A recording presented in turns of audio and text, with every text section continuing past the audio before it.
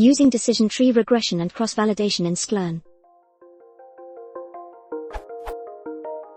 I am a novice in statistical methods, so please excuse any naivety. I am having a problem understanding the execution of cross-validation when using decision tree regression from Sklearn, for example decision tree regressor and random forest regressor. My dataset varies from having multiple predictors, y equals single dependent variable, x equals multiple independent variables, to having a single predictor and consists of enough cases, greater than 10k. The following explanation applies for all cases. When fitting and scoring the regressors with the standard methods.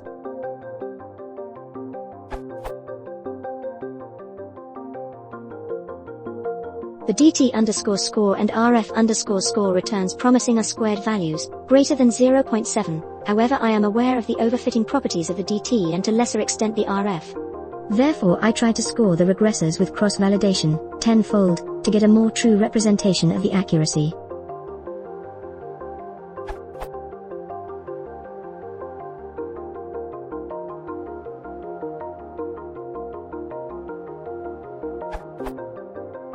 The results of this cross-validation always returns negative values. I assume they are squared values according to the Sklearn guidelines. By default, the score computed at each CV iteration is the score method of the estimator. The score method of both the regressors is squared.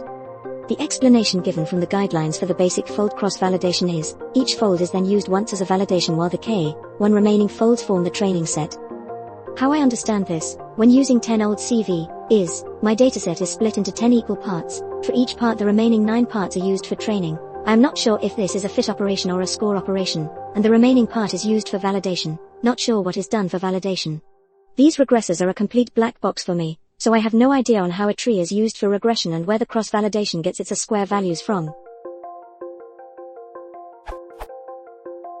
So to summarize, I am struggling to understand how the cross-validation can decrease the accuracy, r-squared, so dramatically. Am I using the cross-validation right for a regressor? Does it make sense to use cross-validation for a decision tree regressor? Should I be using another cross-validation method? Thank you.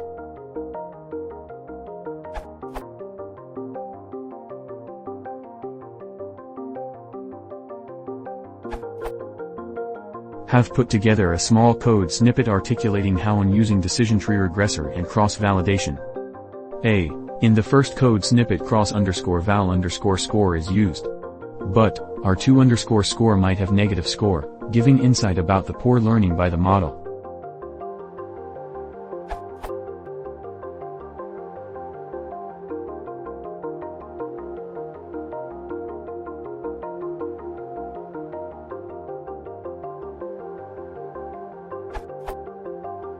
B. In this next section, using cross-validation for performing grid search on the parameter min_samples_split, then using the best estimator for scoring on the valuation/holdout set. # using grid search. From sklearn.model_selection import grid search. From sklearn.metrics import make_scorer. From sklearn.metrics import mean_absolute_error. From sklearn.metrics import r2_score.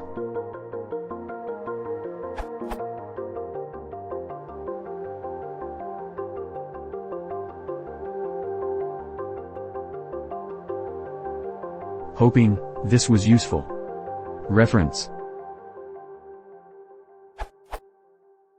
this URL.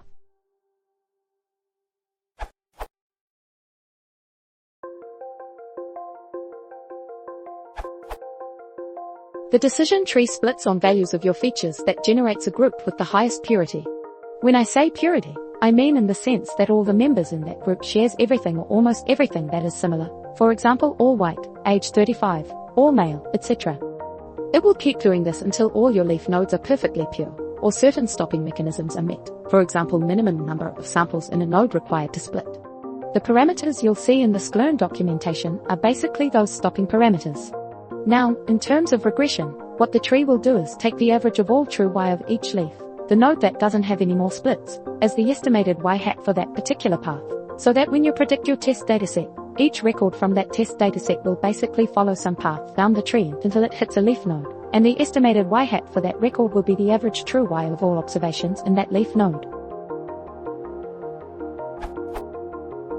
A random forest is basically a collection of decision trees which use a subset of your training data to do the training.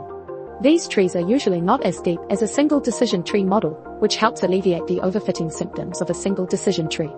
The idea of RF is that you're using many weak learners that can generalize your data well. Hence, less overfit. The R-squared metric is basically 1, SS_res, SS_tot. Breaking that formula down, you're basically looking at the sum of squared residuals and the sum of squared total. Therefore, you just have to know the true y values, the estimated y hat values, and the mean of the true y values, y bar.